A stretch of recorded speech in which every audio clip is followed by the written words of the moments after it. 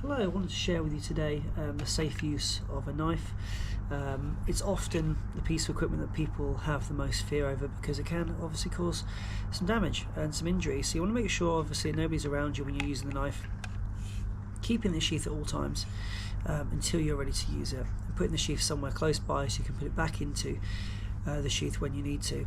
Now in the wet season, a little bit trickier to find the equipment you need. I always recommend that when children are using the knife, they just practice first of all longer pieces of wood, twigs, so forth, so that you can have your holding hand, helper hand further up, and you can just start to glide down with the knife until you get used to it. You want to be trying to sit up right here and try to be using the shoulder if you can to go down just like this.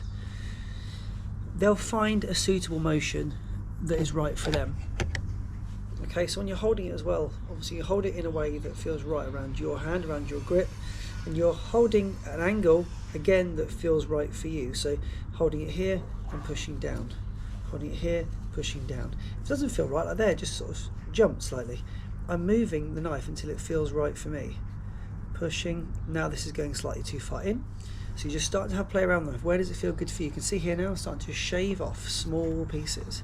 I'm pushing down with the knife. Pushing down with the knife. Okay, so this is how I just start to explain to children. When you come across a knot like that, look, work around the knot, pushing down. Start to go a little bit deeper with the cut. Once you get past that flesh on the outside, it starts to become a little bit more challenging.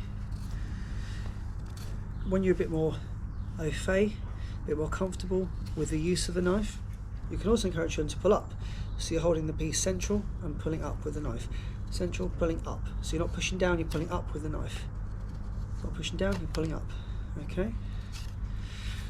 Now, when you're a bit more confident, you can start to find smaller pieces. This is nice and easy, as you can see here, just pushing that so gentle with it, and away we go. You can also pull up. You can pull up here. I want to make sure I'm maintaining a good position here, position of focus, so I know what I'm doing. Start to dig a bit deeper into the wood, and away we go. So I'm starting here, as you can see, to whittle down a little tent peg, which I want to use for doing my den building. So you can see here, whittling down, and as children become a bit more confident, you can start to take those larger pieces out, and the process is a lot simpler. So here we go, look, a rudimentary tent peg there, quite simple and straightforward to make. You can also buy online these little blocks.